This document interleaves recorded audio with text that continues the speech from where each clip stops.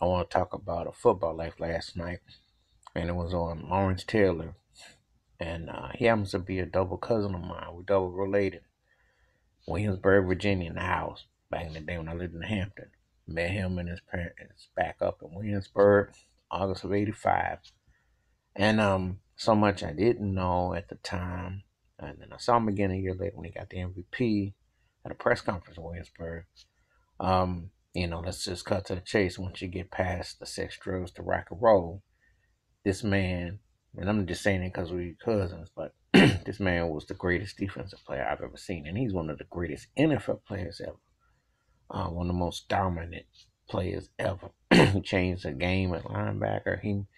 He terrorized the NFC East and the rest of the NFL. I mean, because back in the day, there weren't a lot of cats who could run with a Randall Cunningham. I mean, it didn't matter who was back there quarterback. Joe Theismann. This was a era of football. Joe Montana. And he had a heavyweight guys that were playing quarterback. You know.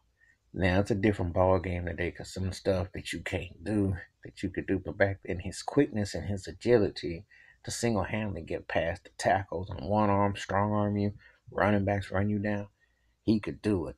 I still remember that game.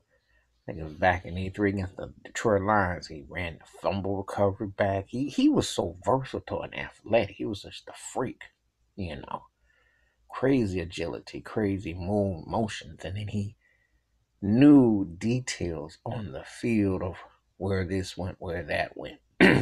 So you weren't getting by him with just, you know, you really had the game plan for him. And that's what dominance is, really. Like today, I see that with Von Miller and Khalil Mack.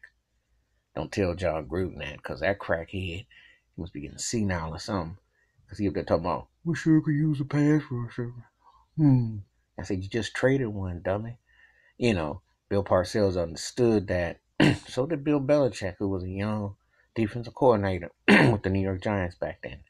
The specialty that was of Lawrence Taylor, the dominance and the way that he approached the game and everything. This episode was sad.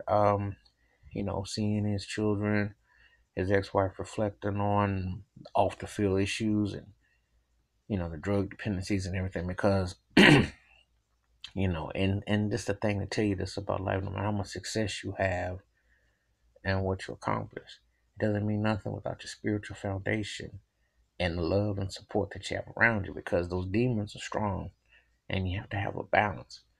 And truly believe that going into the big city, not being exposed to the lifestyle of everything thrown at you, women, the drugs, the cars, the lifestyle, it can overwhelm you.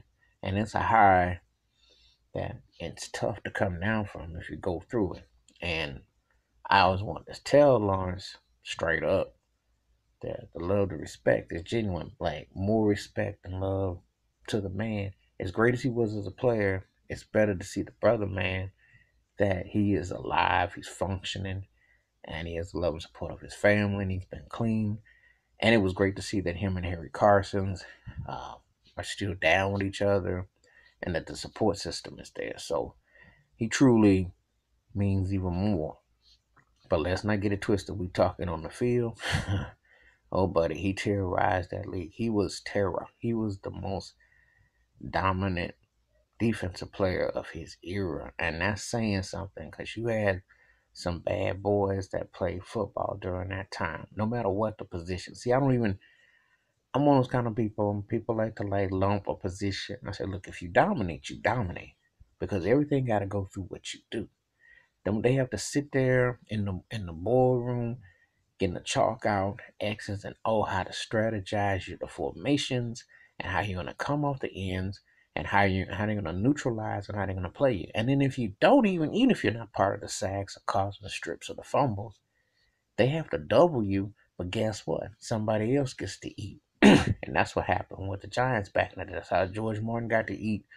Pepper Johnson, Harry Carson, those cats got to eat. Jim Burt, I still remember that sack against Montana in '86 when they went to the Super Bowl, when they beat Denver. Because that intensity on that line, they was beasting. And let's remember something. You had that 49ers team '84, they was pit bulls. Then that Bears team was arguably the greatest defense, they were pit bulls. Then you had the Giants that were pit bulls. That Philadelphia Eagle team that didn't win, they was pit bulls. So you had to bring it on the defense. That's a lost art today because the NFL wants they want cats to be gypsy dancers at quarterback, so they won't let you touch them. And so now you gotta like float back. So that's why you got cats now throwing 400 or 500 yards like it ain't nothing, like drinking water, because it's not the same. They're not allowing that kind of defense. But back then, it was real. It's still contact, but it was smashing in your mouth back then. Believe that. And Lawrence was leading the charge. But if you look at how he played his brand of defense, he still make it today because he was on speed, he was athletic, and he had agility, and he could get you. And he understood the concept of the lines. He understood where his motions and everything were. So it was bittersweet watching a football life on Lawrence Taylor. But I'm glad that he's still alive, and I'm glad he still has a voice and a forum to speak on so many issues that pertain to on and especially off the field, because it's very important that young black athletes and people understand that if you have a gift, to nurture it, but also to have the support system at home, the foundation of love and what it represents, and how that the demons and the access can stifle it, because then you are dependent on other sources to inspire you. And that's why I'm pulling for Josh Cribbs now with New England, because he has Hall of Fame potential. I'm hoping that he can stay, say all these cats, because it's always important to understand that there's more to it. There's the game of life, and it's beyond the field. So that's my take on Lawrence Taylor's A Football Life. It was a very important documentary. That's my take. Feel free to drop them comments on the low, and I'm out.